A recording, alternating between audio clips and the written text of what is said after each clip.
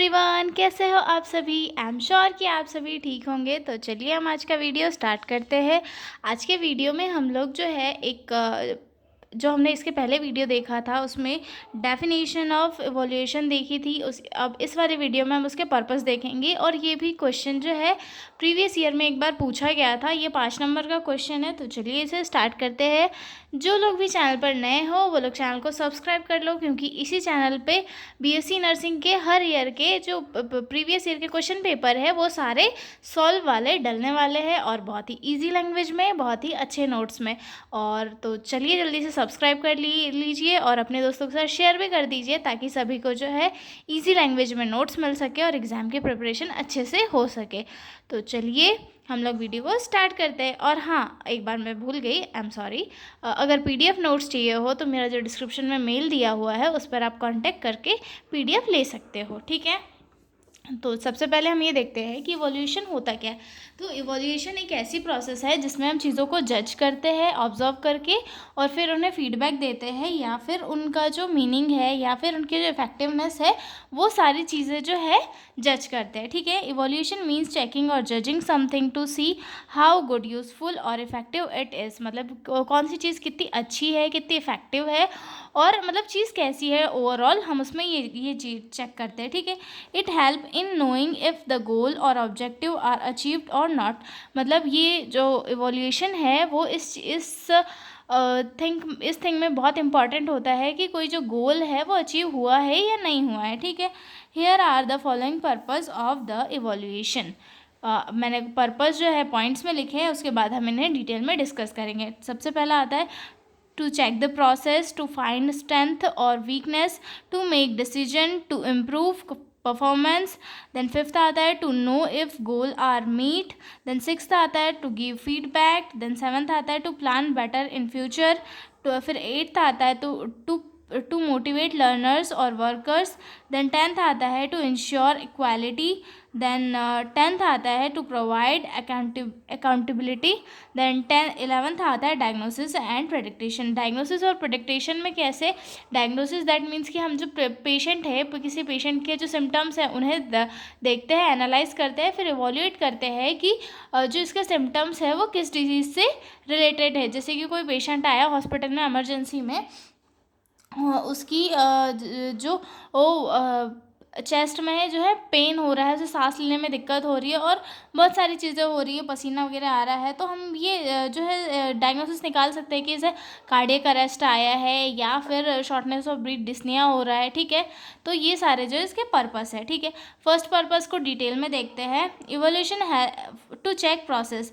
Evolution help to know how much improvement has been made by student workers और programs। यानी कि evolution जो है किसी भी प्रोसेस को चेक करने में हेल्प करता है। यानी कि जैसे कि कोई प्रोसेस चल रही है हमारे हॉस्पिटल में और वो कहाँ तक पहुँची है, कोई प्रोग्राम है वो कहाँ तक पहुँचा है, वर्कर्स ने कहाँ तक काम किया है, ये सारी चीज़ें चेक करने में काम आता है कि इसमें इम्प्रूवमेंट कैसे लाना है, कैसे क्या क्या करना है, ये सारी चीज़ें चेक करने के लिए जो है इवोल्यूशन किया जाता है, ठीक है। सेकेंड वाला देखते हैं, to find strength and weakness. जब भी हम किसी प्रोसेस को या किसी चीज़ को जज करते हैं, एग्जामिन करते हैं, तो उस टाइम पे हमें उस जो टॉपिक होता है या उस कोई भी जो थिंग होती है उसका एक तो स्ट्रेंथ वाला पॉइंट मिलता है कि कहाँ पे ये चीज़ सबसे अच्छी है और कहाँ पे हमें इसे इम्प्रूव करना है, ठीक है। तो इससे जो है किसी भी पर्टिकुलर ऑब्जेक्ट की स्ट्रेंथ और वीकनेस निकाली जा सकती है, ठीक है। जैसे फॉर एग्जांपल के लिए कोई नर्सिंग ऑफिसर है या फिर नर्सिंग का स्टाफ है, उसे मतलब सबसे आईएम इंजेक्शन वो सबसे अच्छे से लगा लेता है, लेकिन उसे जो है आईवी लगाने में दिक्कत होती है, तो वो उसकी जो प्रोसीजर करने की टेक्निक्स है उन्हें एनालाइज किया जाता है और फिर इवोल्यूएट करके ये स्ट्रेंथ और वीकनेस को निकाला जाता है, ठीक है। उसके बाद आता है थर्ड वाला, to make decision.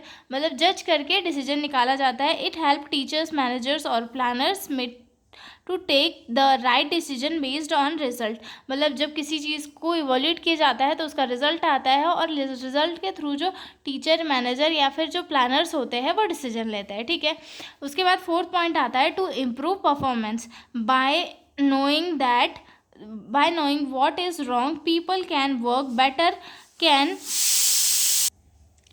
And improve their work. यानी कि जो चीज़ें इवोल्यूट हुई है, इवोल्यूशन के थ्रू जो है चीज़ों के बारे में हमें पता चल जाता है, तो उसके थ्रू क्या होता है, जो परफॉर्मेंस होती है उसे भी इम्प्रूव किया जा सकता है। ठीक है, अगला पॉइंट आता है to know if goal are meet. मतलब किसी भी पर्टिकुलर प्रोग्राम या किसी भी ऑब्जेक्ट का कोई भी गोल अचीव हुआ है या नहीं, ये इन सारी चीज़ों को भी देखने के लिए जो इवोल्यूशन किया जाता है। ठीक है, evolution help to check whether the objectives और एम्स आर अचीव्ड और नॉट। मतलब कोई भी जो एम है वो अचीव हुआ है या नहीं। ठीक है, उसके बाद टू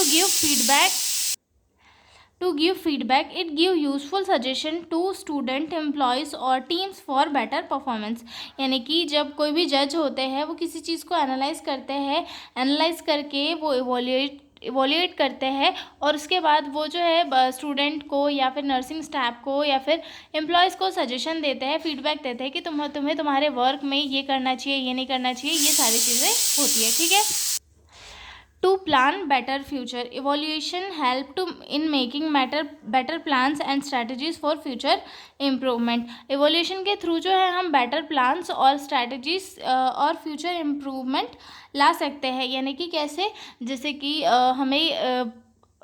जैसे कि हम 12th पास आउट हुए और हमारी फैमिली में एक डॉक्टर है, एक इंजीनियर है, हम दोनों की फील्ड को जो है एनालाइज करते हैं, उसके बाद एनालाइज करते हैं, इवोल्यूट करते हैं कि कौन सी फील्ड मेरे लिए कैसी कि ये अच्छी रहेगी। हम दोनों से सजेशन लेते हैं, फिर उस चीज़ को इवोल्यूट करते हैं और फिर हम हमारी जो स्ट्रीम हमें कंफर्टेबल लगती है हम उसे चूज़ करते हैं। तो ये जो फ्यूचर इम्प्रूवमेंट के लिए काफ़ी इंपॉर्टेंट होता है इवोल्यूशन। ठीक है, उसके बाद आता है टू मोटिवेट लर्नर्स और वर्कर। इवोल्यूशन के थ्रू जो है लर्नर्स और वर्कर्स को मोटिवेट किया जा सकता है। When people see their progress they feel motivated to do better. मतलब लोग जैसे कोई पर्सन है, उनकी प्रोग्रेस जो हो रही है उसे बताया जाए कि आप प्रोग्रेस कर रहे हो, आप अच्छा कर रहे हो, तो इन सारी चीज़ों से क्या होता है, उससे भी मोटिवेशन मिलता है। ठीक है, उसके बाद आता है to ensure quality. Evolution help to maintain और improve the quality of teaching services और एनी प्रोग्राम। मतलब इवोल्यूशन के थ्रू जो है क्वालिटी ऑफ टीचिंग भी इम्प्रूव होती है। मतलब और ऑल ओवर अगर हम देखें तो इससे चीज़ों को जज किया जाता है और जज करने के बाद में जो है उनका रिज़ल्ट बताया जाता है। तो रिज़ल्ट के थ्रू जो है फीडबैक मिलता है और फीडबैक के थ्रू जो है चीज़ें इम्प्रूव होती है। ठीक है, अकाउंटेबिलिटी दैट मीन्स कि it ensure that everyone is doing their work properly and responsibly.